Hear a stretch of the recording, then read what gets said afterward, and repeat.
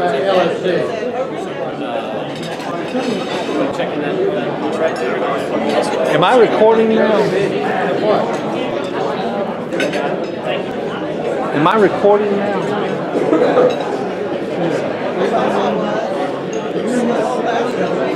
I don't have my glasses. Am I recording now? The light's blinking, the red light. I think I'm recording, aren't I? I don't see time ticking on. That time is how much time is left. No, there should be time. It is. It's recording? 42, 43. Yeah, it's moving. Okay.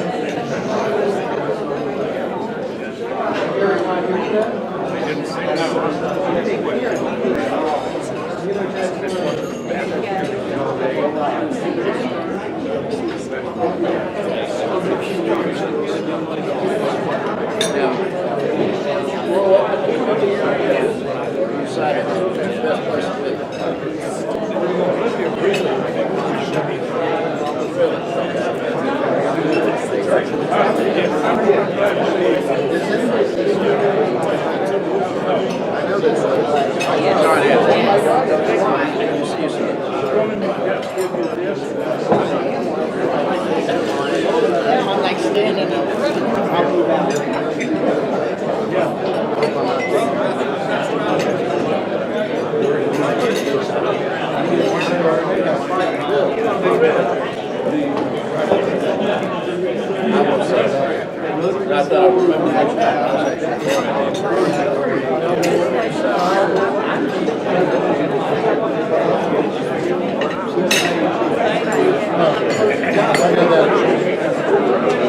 I think my parents had a little house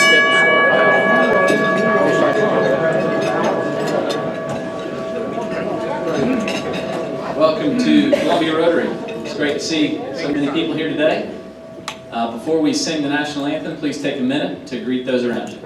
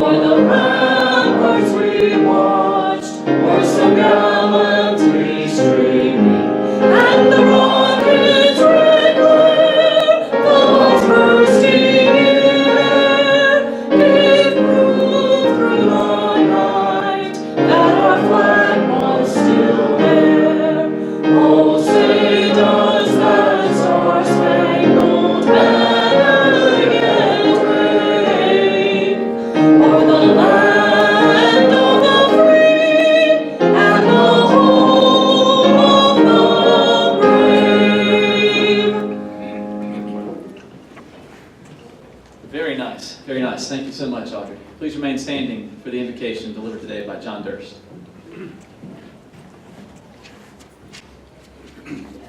Thank you, President Mark. I'd like to invite each of you to pray in your faith as I pray in mine. Lord, may love and laughter guide the days of everyone here and warm their hearts and their homes. May good and faithful friends be theirs wherever they may roam. May peace and plenty bless their world with joy that long endures. May all life's passing seasons bring the best to them and to their families. Also, Lord, thank you for those who help the less fortunate in our community. May your blessings be upon them and also upon those whom they help. We ask these things in your name. Amen. You may be seated. John, thanks for your prayer today, and thanks for your support of our club.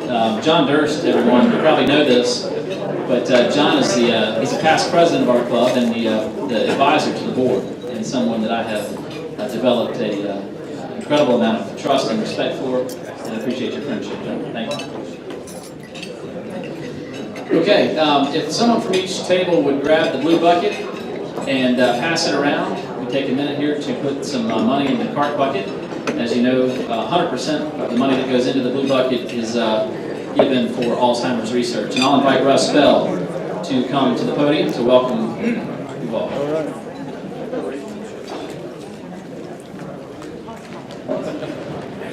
Thank you, President Martin. I want to extend a warm Rotary welcome to everyone. The second meeting this February. And we have no visiting Rotarians unless somebody slipped in at the very end. Rotarians with guests, if you would please stand, introduce yourself and your guest, and someone will distribute the microphone to you. Someone will distribute the microphone. Thank you, Libby.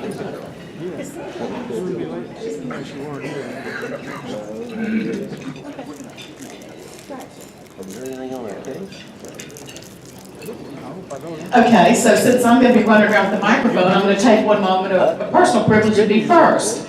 My guest today is Sandra Owensby. She will be inducted, so this will be her last day as a guest.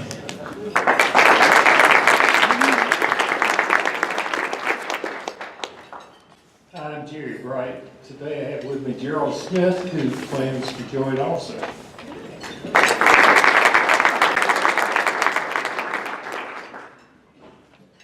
Hi, I'm Dot Royal, and I just want us all to welcome Gail Apron back to the club today. Gail, welcome back to the club.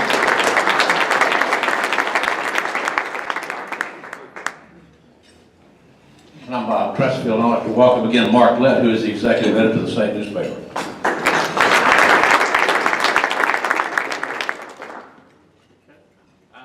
Thank you all for being here, and we do extend a warm welcome to each and every one of you, and I hope you have a great week.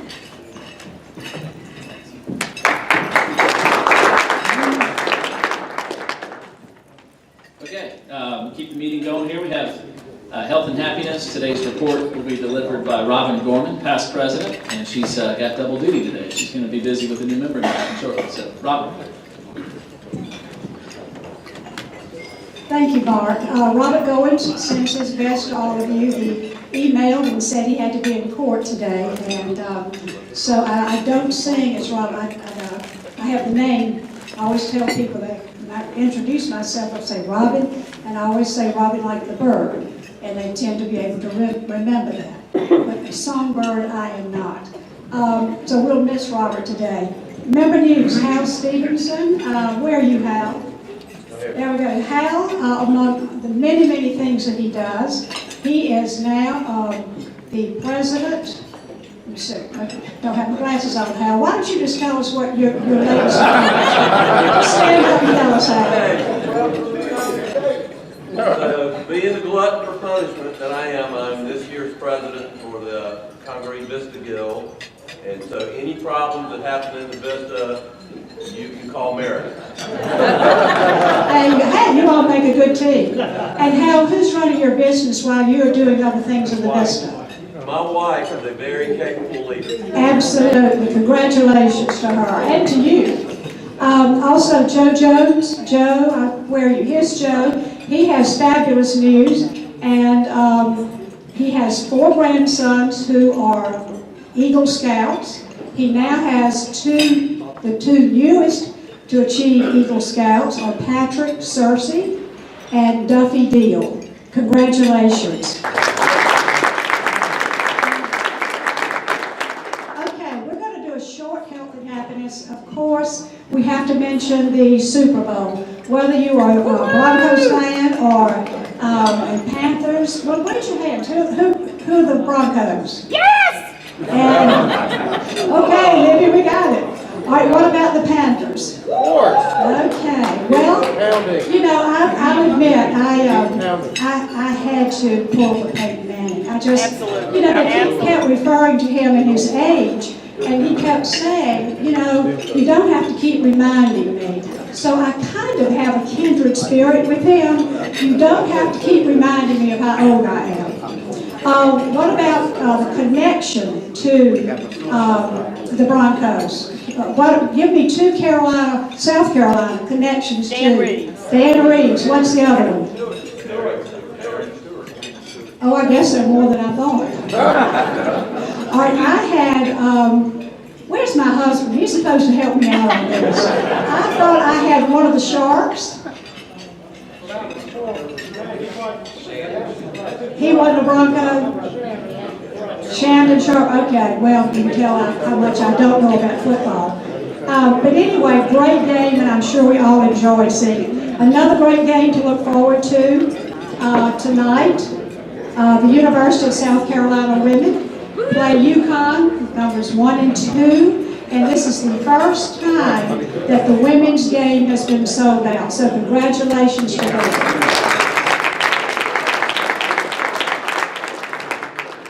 One quote that I'm going to give you all very quickly. Who said the most beautiful voice in the world is that of an educated Southern woman? I wonder who said that. Me! Well, that would be you. Any guess? Winston Churchill. I like that Winston Churchill. Can you believe that? He'd probably been drinking a little bourbon with the Southern people at the time. So, just something to think about. Life is too short. Hug a little longer. Forgive a little sooner. Smile a little sweeter. Keep those things in mind. Thank you.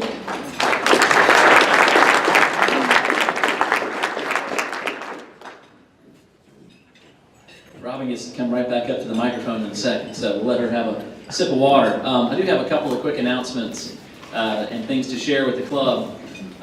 You're all aware of the fact that our club turns 100 years old in November of this year. November of 1916 is when we were organized, and so we'll celebrate our 100th anniversary this fall.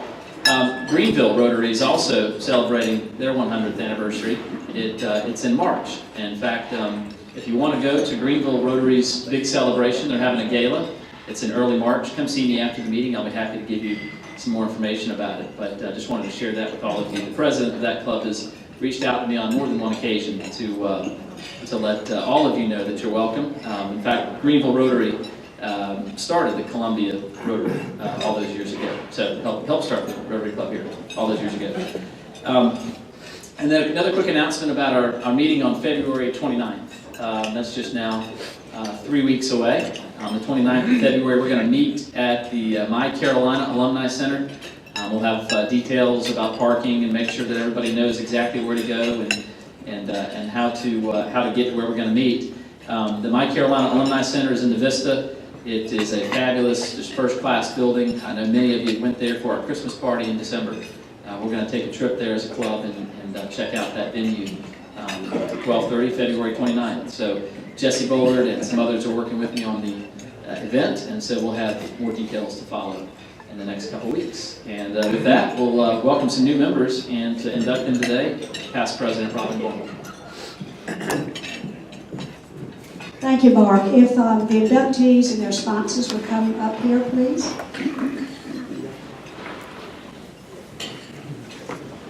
This is always a very special time in the life of our Rotary Club where we bring in new members, and we are always so grateful to have our new members and their sponsors. And so at this time, I'm going to introduce each one. First of all, we have John Asman. John is not new to this club. John is a past member of this club, and at one time had to, because of his business responsibilities, was not able to continue. However, the good news is John is now retired, and so he can rejoin us. We're so happy to have him, and I thought that, John, you were born in Florence, but it says you were born in Orangeburg. So I've always thought John was from Florence because and his wife Agnes is from Florence as well, and knew each other. And so we'll forgive you for Orangeburg, but I was in Darlington, and I thought we had that kindred spirit going. John is a member of Eastminster Presbyterian Church. He enjoys traveling with his wife Agnes, watching USC sports, and studying new subjects. I will also tell you that John is a fabulous Sunday school teacher at Eastminster Presbyterian Church, so if you ever have a chance to join one of his classes, I encourage you to do so. John's classification is Information and Technology. He is retired, and his sponsor is Joe Jones.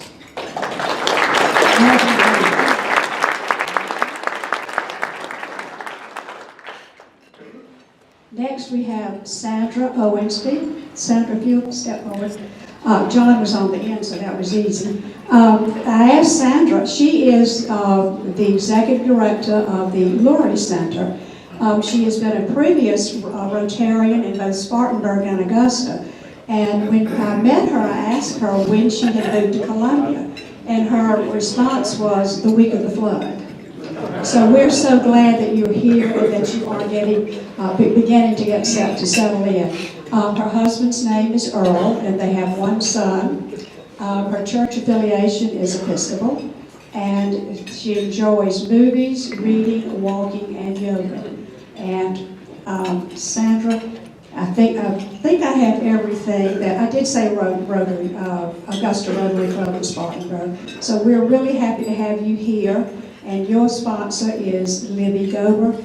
Nonprofit management is your classification. Welcome.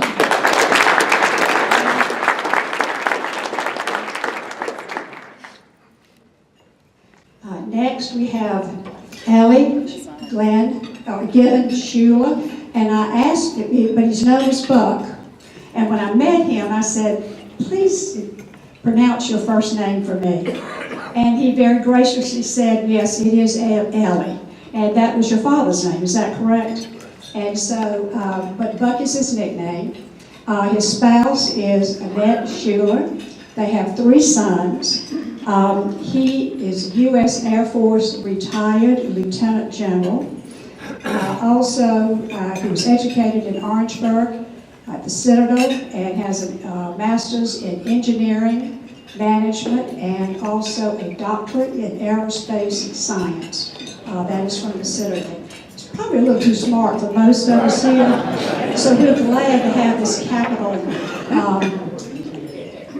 intellectual capital, joining our club. Also, he has such interesting hobby, genealogy, of course, military history, and numismatics. So when I met Buck, I said, okay, I'll make sure I'm pronouncing this correctly, but exactly what is it? And he explained it to me. I looked it up as well. For those of you who do not know, which is probably most of us, it's the study of the collection of currency, including coins, tokens, paper money, etc. But Buck tells me that he is a very, very serious coin collector. Is that correct? That's correct. And his sponsor is Joe Jones. Welcome.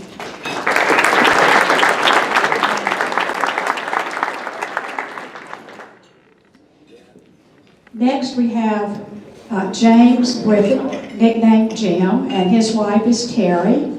They have 4 children, and he is the Griffin and Davis, okay, thank you, LLC managing partner of the law firm. He was born in Anderson, South Carolina. He was educated at Wake Forest with his Bachelor of Arts degree and USC Law School. Jim is a member of Shandon Baptist Church. His hobbies are golf, boating, and running. And this is your first as a Rotarian, and so we're especially happy to have you as part of this Rotary Club. His classification is attorney, and his sponsor is Reese Williams. Welcome.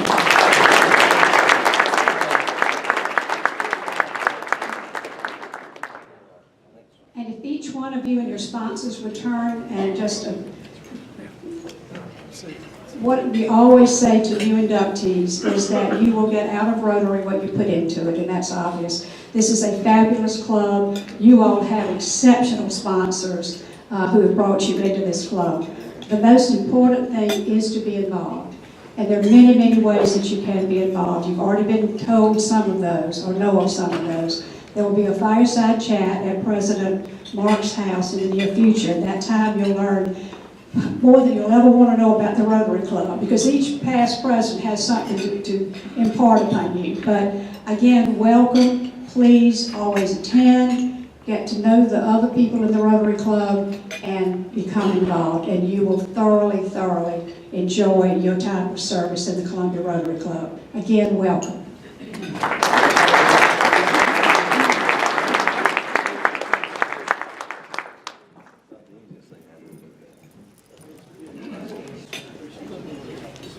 Thank you, Rob, and welcome to all the new members. And I thank Libby and Reese and Joe for sponsoring new members. We appreciate that. That's how we grow and continue to do good here in the city of Columbia. So thanks so much to all of you, and welcome again to the new members.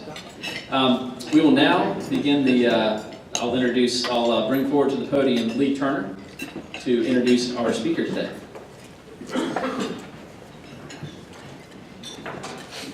Thanks, President Mark.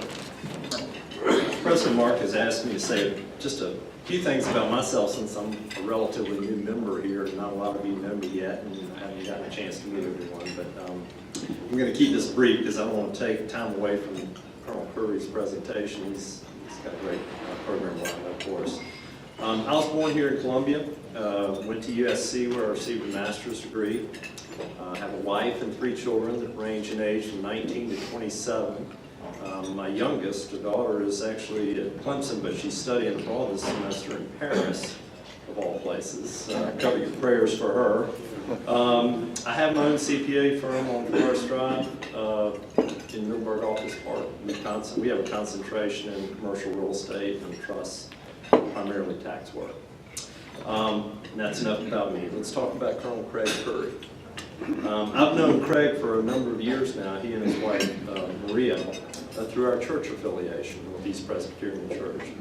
They have 3 children, Paul, David, and Laura, and they range in age similar to mine, 19 to 27. And Craig is just a wonderful person. He and his wife Maria are just wonderful people. They are so giving of themselves to our church and our community. As you can tell, as a colonel, he's first and foremost a leader. You can tell that by his rank. But what makes Craig unique is that he is one of the most selfless and giving people that I know. And he would do just about anything for anyone if they're in need. And that kind of is why he is in such a perfect position to be the Chief Executive Officer of Transitions here in Columbia. Unique qualities, one that not many people have. I could list all of Craig's achievements and qualities, but that'll probably take too long and take some time away from this presentation. So I'm just going to go over a few of the highlights of his career. He entered the Army in 1982 after graduating from West Point, and he retired in 2012 after a distinguished 30-year career. In Iraq, he was Chief of Staff for Task Force 134 in working theater detention operations for the multinational forces during Operation Iraqi Freedom. He also served as Chief of Exercises for the U.S. Army Europe in Heidelberg, Germany, in addition to other leadership positions in Korea and Haiti. While in the U.S., Craig was in the 2nd Battalion, 75th Ranger Regiment, 2nd Battalion, 60th Infantry Regiment, the 9th Infantry Division at Fort Lewis, Washington. He was an assistant history professor at West Point. He was in the 18th Airborne Corps and 1st Battalion, 325th Airborne Infantry Regiment at Fort Bragg, North Carolina. He was with the Defense Intelligence Agency at Boiling Air Force Base and the Pentagon. And he finished his career here at Fort Jackson as Deputy Commander. A brief list of some, but not all of his awards include the Distinguished Service Medal, the Legion of Merit Oak Leaf Cluster, the Bronze Star Medal, the Defense Meritorious Service Medal, the Ranger Tab, and various jump wings from countries including Belgium and Jordan. He asked me not to say all that, but I felt like it needed to be said. He said, just say I was in the Army. So. But anyway, yeah.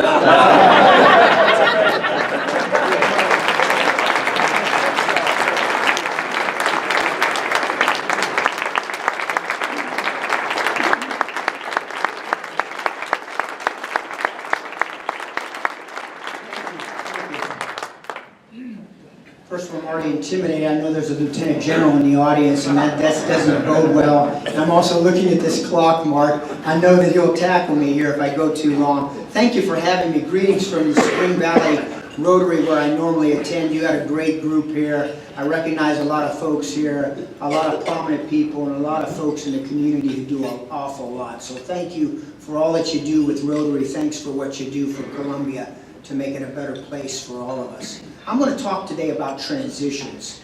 It's a homeless center that houses 260 people. We're full every night pretty much. We're located on Main and Elmwood. If you think about, you probably have driven by us quite a bit. It's a brick compound area. It's fenced off. A lot of folks don't know what goes on there, and I invite your group right now for a tour. Just let Mark know that you want to come, and I'll volunteer you, Mark, for this, but I'll gladly take you through the place. It does do a lot if you go through and understand better what's there and see what's going on. Here we go. We are trying to get folks off the street. Our goal is to get them off the street permanently too.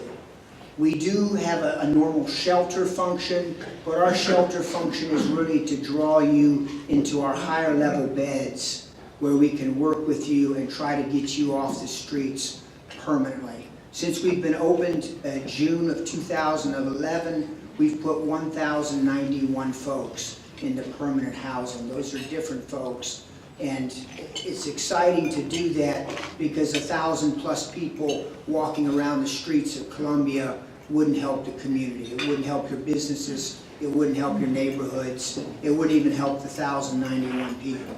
So we want to get people off the streets for good, and we're doing that, and we're excited to do that.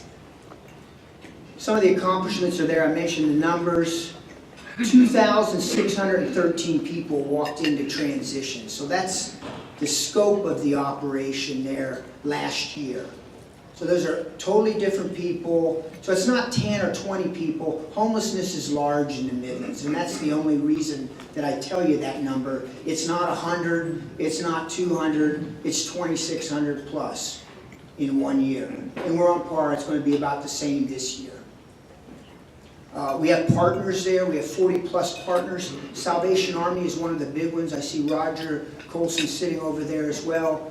188,000 meals they served with us at transitions. They cook the food. We partner in the kitchen. It's a win-win for everybody. The Salvation Army gets to feed lots of folks, and we get all the folks fed. That's 3 meals a day, 7 days a week, 365 days a year. Christmas, Thanksgiving, folks are working all the time to make sure people are fed. The cost there is $22 a day. That includes the food, that includes the services, that includes the utilities and a place to stay. So we're excited about that. It's a good cost, it's a good bargain for the community, and it helps the homeless people out at a very economical cost. So we're excited about that as well. I always get asked, well, okay, where do folks come from? And these we track from the last address. Richland County varies. I'm going to tell you it varies between about 60 and 67%. We are predominantly Richland County folks. People say, well, you know, everybody's on a bus and they all come down here from New York. No, that's not the case at all.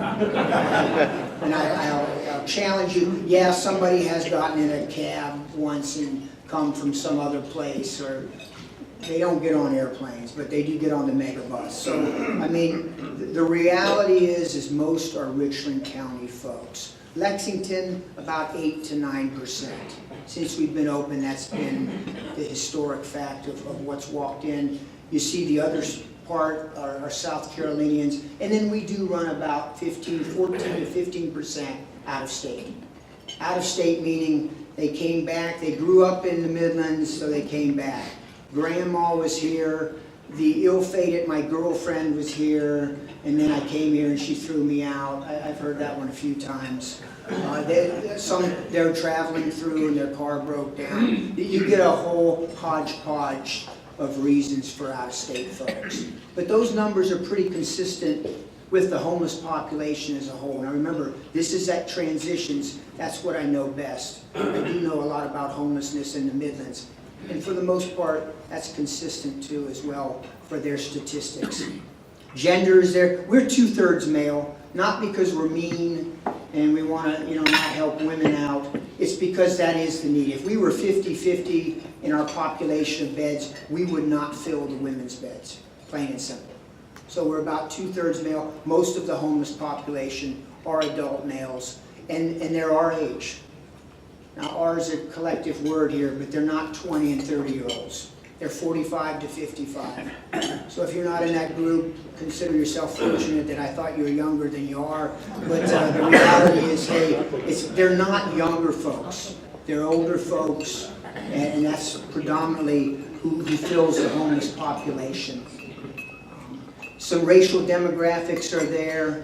And then that veteran piece in the bottom left corner, 8%. We are 8% veteran, which is actually lower than the homeless rate for veterans in the state of South Carolina. We're 8%. It tends to be about 14% in the state. There's reasons for that. One is if you are a veteran and you walk into transitions, we're going to get you somewhere. I'm committed to that since I served in the military a long time. But there are also a lot of federal programs to help veterans. I mean, there's a lot of money attached to veterans right now that can help. I see educators in here. I mean, that works true for education. It also works true for homelessness as well.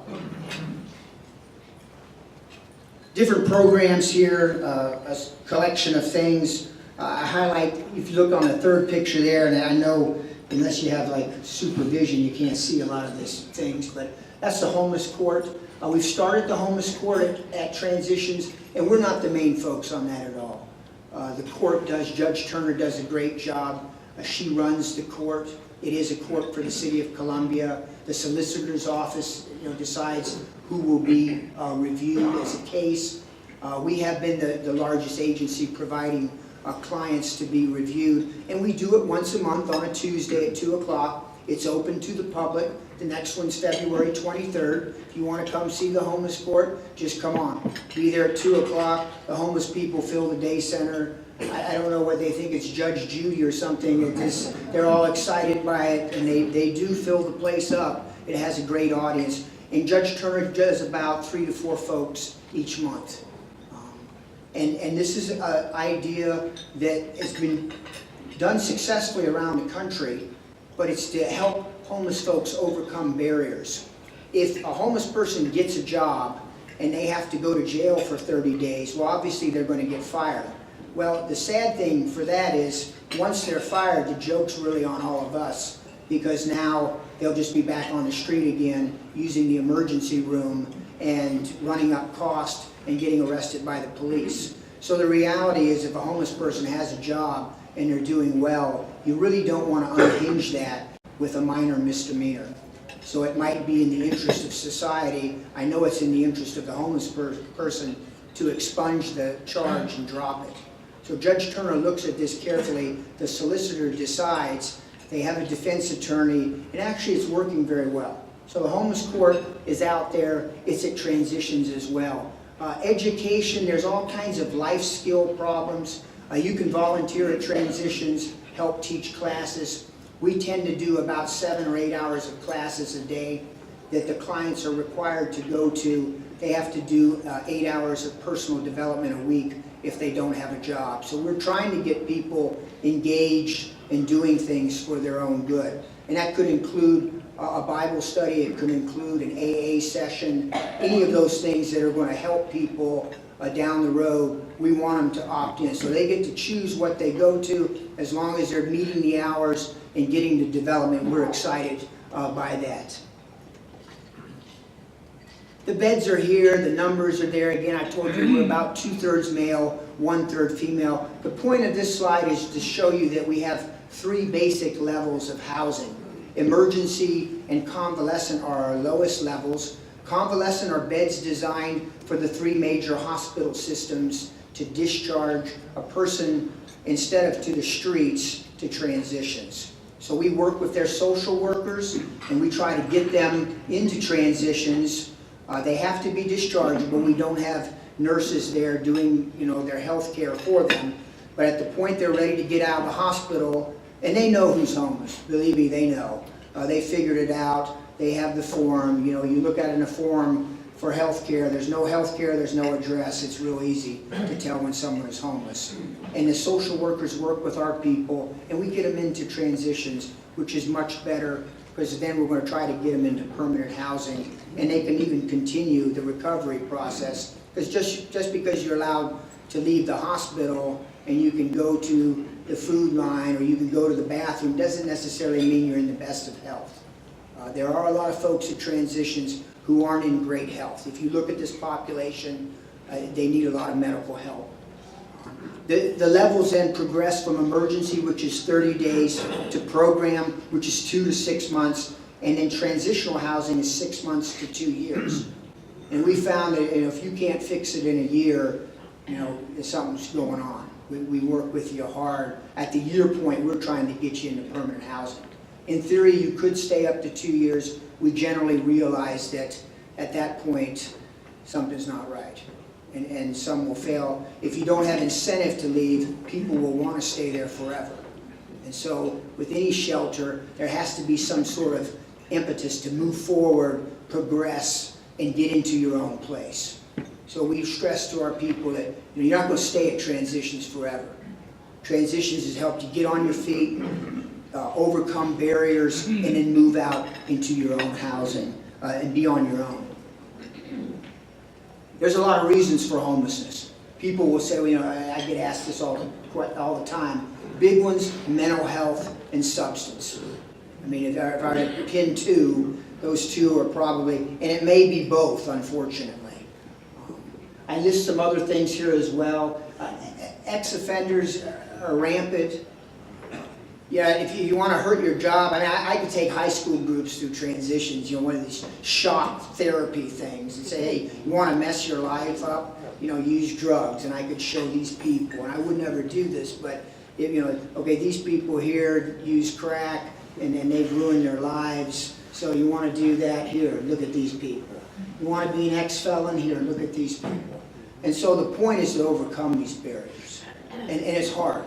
If you have a record, and a lot of you are employers, and you can go to ask your HR people, what do you do with anyone who has a criminal record on a background check? For most of your agencies, I would submit it's a disqualifier to work there. And unfortunately, that's what our people run into every day. So their resume goes in the garbage can, and they continue to look for work. We know some places that hire ex-offenders. If you have a business and can hire someone, always consider that. You know, if you're hiring a janitorial position and it really doesn't matter a whole lot, then think about it. At least keep an open mind to it, because that could be the difference for a homeless person getting off the street if they get that job. The job is critical because that's how they pay for housing. That's how they live. Very few people get disabilities. We're at about 14% disabilities at transitions. It's very hard by design to get a disability because the government doesn't want to pay for you to be on a disability the rest of your life, and I don't blame them. But we've got some folks who are clearly disabled. They've got some mental health conditions. They've got some substance issues, and they are disabled. So we do take those people through the process. But if we look at you and say, you know what, you need to go get a job, then that's the first thing out of our mouth. You need to go get a job. And sometimes that's not easy, and they don't necessarily want to hear that. There's often a reason folks are homeless. So we have to encourage you, you got to go get a job. This isn't going to work. You're not going to get a disability because your big toe hurts. You've got to go get a job. Okay, so it's a never-ending cycle, and it's a never-ending process, but we don't give up on anybody. We're going to work with everybody wherever they're at. They may be chronically homeless. I have actually had an MD in there. I've actually had a retired full colonel who's in there right now, I think. I think he's still in there. And that was really scary to me personally, because I was wondering, you know, this guy's a full colonel. Now the good news is he wasn't Army. He was another service. I'm not going to tell you what service it was.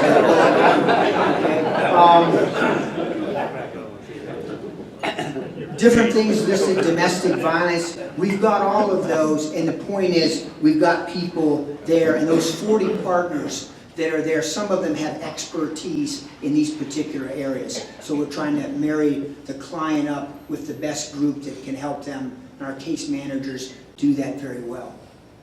Bunch of partners here. I know you, unless you're up front, you're not going to be able to read these. The bottom line, though, is this is a team of teams.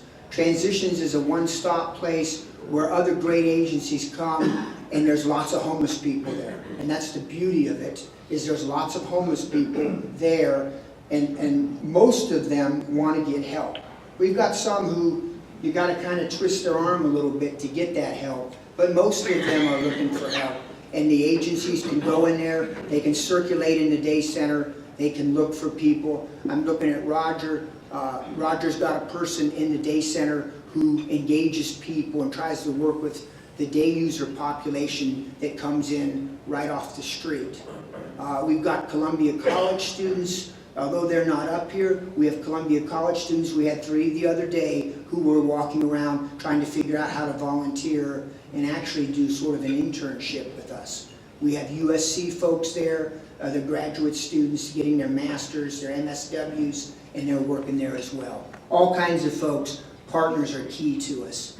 The barrier piece, I've mentioned mental health, Mercy, Columbia area mental health, Lexington area community mental health, all do great jobs. Palmetto Health, Mental Health, Loradac. 32% of our people are on medicine. So think about that for a minute. 32% of our people have Axis 1 cases with mental health workers. So I mean, it's not just a few people. Mental health is a reality. I can't ignore it. My board has charged me to go out and help everybody, especially the ones that nobody else wants to help. And often that's the mental health people who are like wandering around the streets. And so we're trying to engage those with the help of our partners, trying to get them in, help them the best we can. I mentioned that we're 8% veterans, and again, all kinds of groups, those bottom groups come in to help with veterans. There are funds to help veterans. There is no reason that any veteran needs to be homeless. I'm going to tell you that right now. There is no reason any veteran needs to be homeless in the United States. The VA is totally committed to trying to get everybody off the street. So is HUD. HUD's working with VA to target. They have the highest priorities. They've got to raise their hand and say, I'm willing to do it. And that's a tough thing, because some of them are not. They're soured on the VA. They're soured on life. You go down to the IWC. We have the privilege of running that for the city, the Inclement Weather Center, and there are veterans there. And some of them just are not real interested. And it's difficult. It's a challenge to really convince everyone, hey, you really need to do this. And often it involves mental health help, and often it does involve some substance help too. I've just mentioned the Inclement Weather Center. We ran that for the city last year. 754 unique people walked in there. The Inclement Weather Center opens from 1 November to 31 March. So it's during the coldest part of the year. It opens when it is 40 degrees and below. It always opens. And if it's rainy and above 40, we kind of make a weather call. And you know, I wish I could tell you the exact process of that, but it's kind of like, hey, how bad is it tonight? What's the highest percentage of rain? Is it going to rain all night? Is it just one shower and then it's over? So we kind of look at the rain. But if it's bad, we open the thing. 90 veterans. So out of that 754 people last year, 90 of them were veterans. And you know, that's kind of a high number, and we're wanting it to drop. This year it's dropped some, but we're not done yet.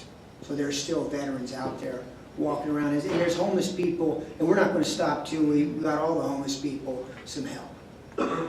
That's what we're charged to do.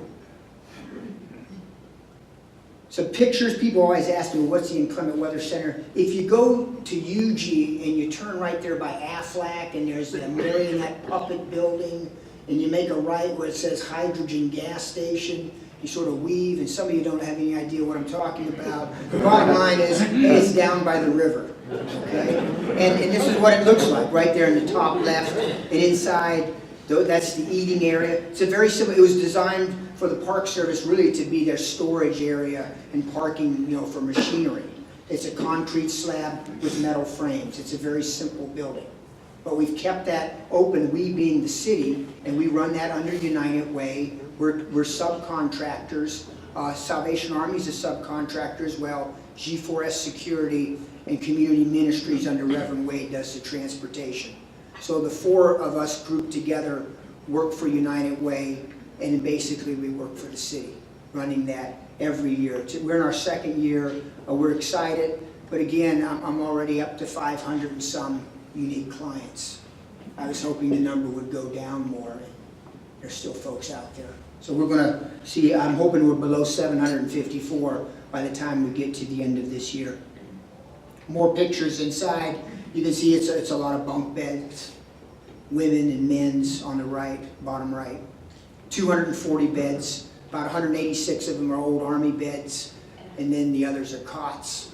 And believe me, they like cots. Some folks don't like to get in the upper bunk of a bunk bed. They just don't like that at all. And some of the older folks kind of need to be in the lower bunks, so we put them as close to the ground as we can. I mentioned the flood. So the city opened the Inclement Weather Center during the flood, and actually before it started raining. We had no staff to open it, so we opened it with transition staff. Good move by the city because it did rain for 4 days. I don't have to tell you how bad the flood was. So the homeless people then concentrated in the center, and we tried to then work to get them out of the Red Cross shelters, and that became an interesting drill as well. So if you open a shelter up of any kind, homeless folks will go there. We learned that in Katrina as a nation. I mean, if you open shelters, homeless folks will go to it, period.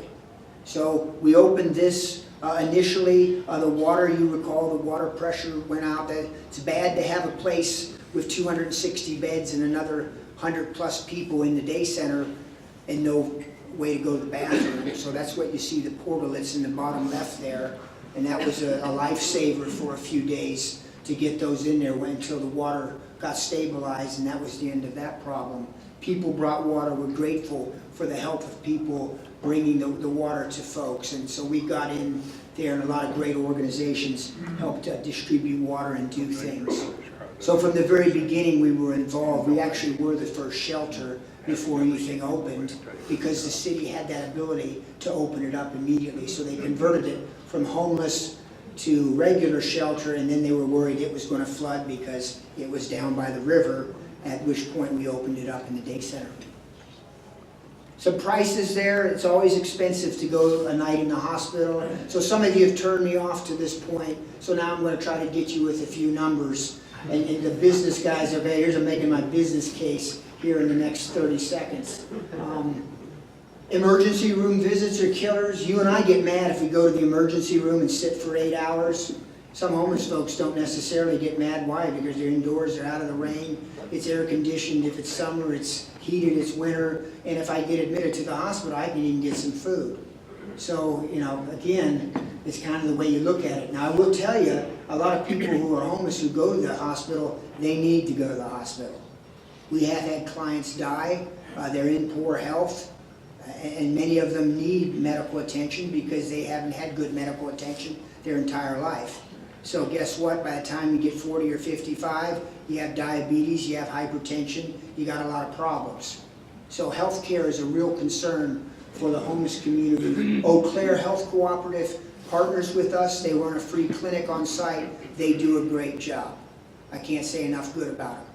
So they have a nurse practitioner on site with people. They get prescriptions for folks, and they have a sliding scale, which for our clients is basically means it's free because they don't have any income.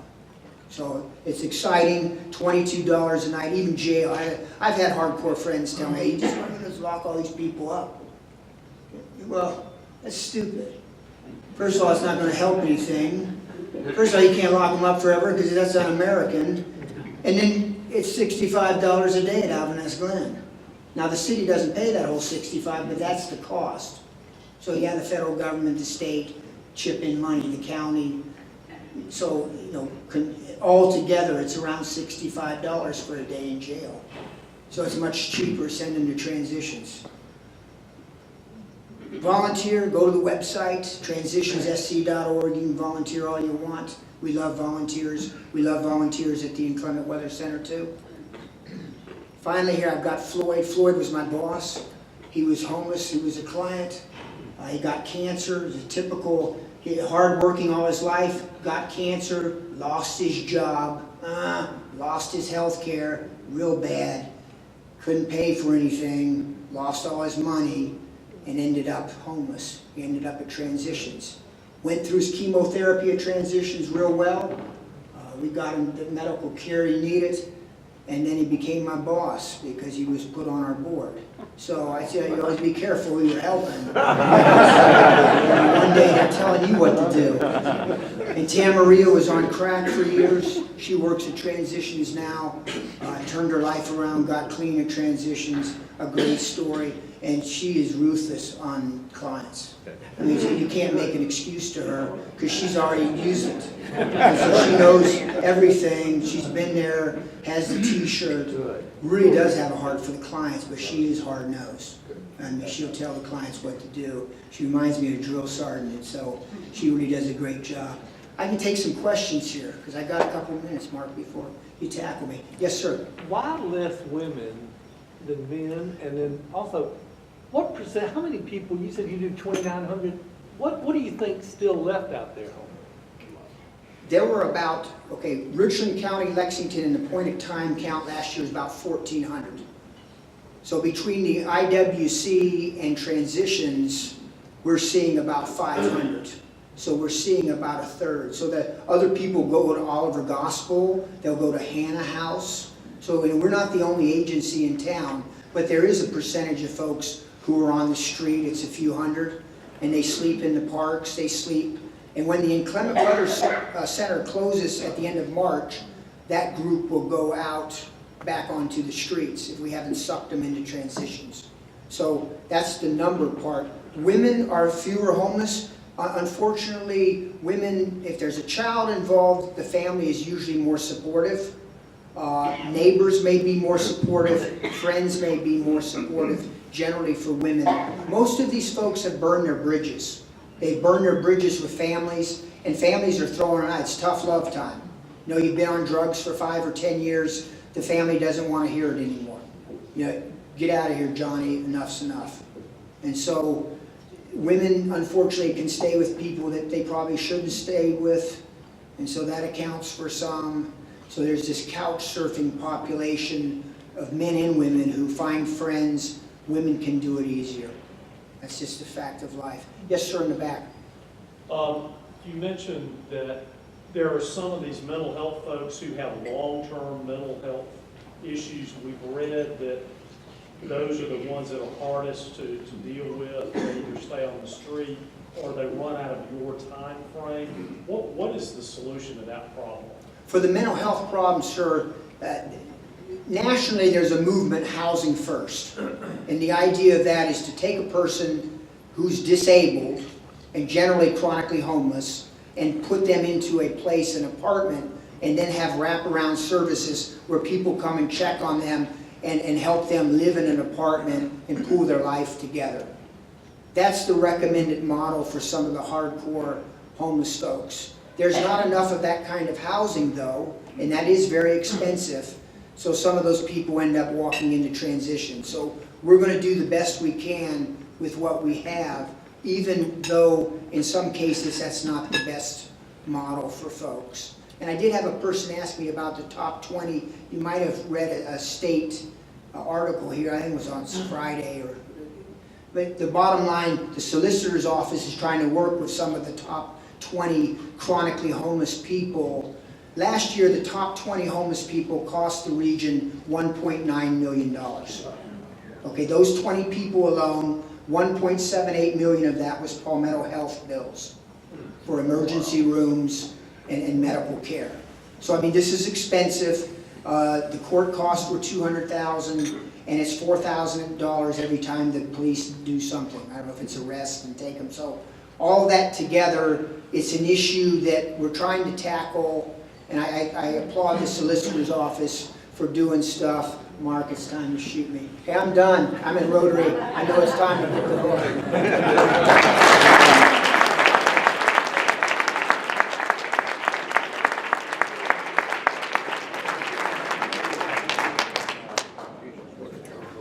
Craig, thank you. Thank you for being here. Thanks for your service to our country and for the ongoing service you're doing in the Columbia community. We appreciate it very much. Thank you.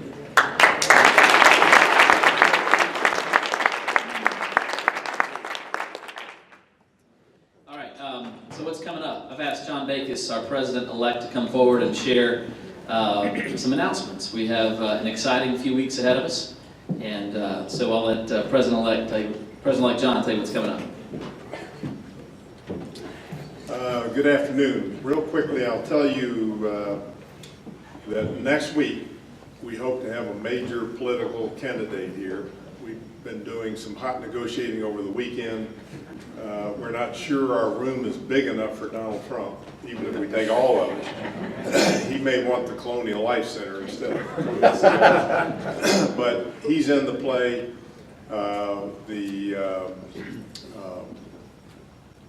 Senator. Yeah. Rubio. Senator Rubio, why I couldn't remember that. Senator Rubio, he's been on TV enough. And Governor Casey are kind of in the works. Those three, we hope to have one of those three next week. And feel pretty confident we'll get one of the three. On March 7th, John Katz is coming to visit with us. He's the president of the new baseball team and has just finished building the stadium, and he's going to tell us a little bit about the stadium and the future for the baseball team. Then on the 29th of February, Mark's already mentioned we're going to the USC Alumni Center, but I want you to know that President Harris Pastides will be our speaker that day. And then on March 28th, I'm excited about this, we get to see our new USC football coach. Coach Muschamp will be here on the 28th of March, unless he's out recruiting some guys he's just got to have. And he has been working hard on the recruiting. But anyway, those are kind of some upcoming highlights, and we hope we'll do you well for next week. So it's like herding cats with these guys, so hopefully we'll get one of them. Thank you.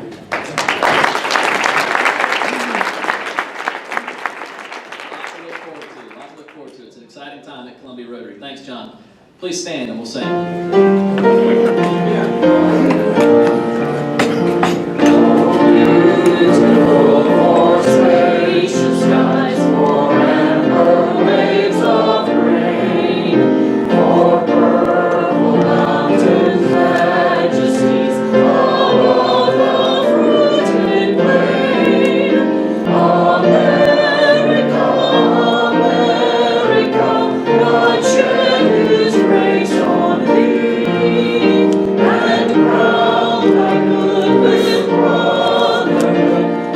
See